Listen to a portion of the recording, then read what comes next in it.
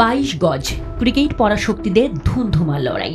মাঠে গড়াচ্ছে champions league, তবে এবারের চ্যাম্পিয়ন্স লিগে মাঠের খেলার চেয়েও বড় খেলা হয়ে গেছে মাঠের বাইরে। পাকিস্তানে খেলতে যাবে না ভারত, সে নিয়ে মহানাটক যেমন হয়েছে তেমনি হয়ে গেছে কয়েক দফা বাগযুদ্ধ।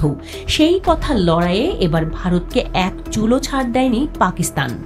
নরেন্দ্র মোদীর দেশের সাথে চোখে চোখ রেখেই লড়েছে শাহবাজ শরীফের পাকিস্তান।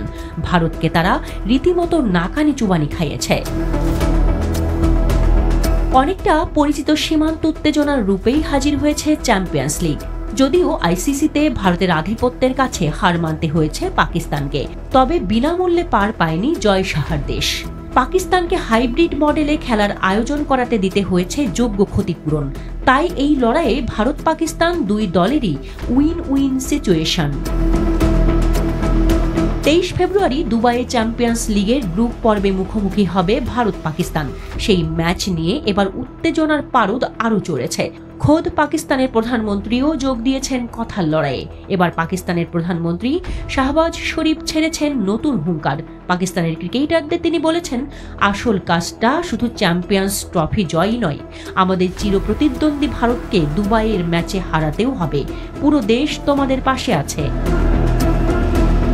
তবে কেবল মাঠের খেলা নয়, রাজনীতির খেলাতেও এখন মুখোমুখি ভারত পাকিস্তান। কাশ্মীর ইস্যুতে আবারও ভারতের বিরুদ্ধে গর্জে উঠছে পাকিস্তান। দেশটির সেনাপ্রধান হুঁশিয়ারি দিয়ে বলেছেন, ভারতের সামরিক শক্তি বা তার আধুনিক প্রযুক্তি নিয়ে পাকিস্তান মোটেও ভীত নয়। পাকিস্তানের সেনাপ্রধান জেনারেল সৈয়দ আসিম মুনির বলেছেন, কাশ্মীরের জন্য প্রয়োজন হলে পাকিস্তান 10টি যুদ্ধ করতে প্রস্তুত রয়েছে। পাকিস্তানের সেনাপ্রধান আরও বলেছেন, জাতির সামনে অস্থায়ী চ্যালেঞ্জ থাকা সত্ত্বেও পাকিস্তান ভারতীয় রাষ্ট্রীয় মদদ পুষ্ট নিপীড়নের বিরুদ্ধে তাদের ন্যায্য এবং বৈধ কারণে কাশ্মীরের ভাইদের পাশে থাকবে।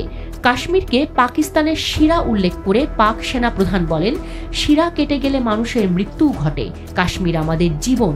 নিঃসন্দেহে কাশ্মীর একদিন স্বাধীন হবে এবং পাকিস্তানের অংশ হবে। এই সময় পাকিস্তানকে বিশ্বের অন্যতম শক্তিধর দেশ বলেও উল্লেখ করেছেন জেনারেল আসিম মুনির।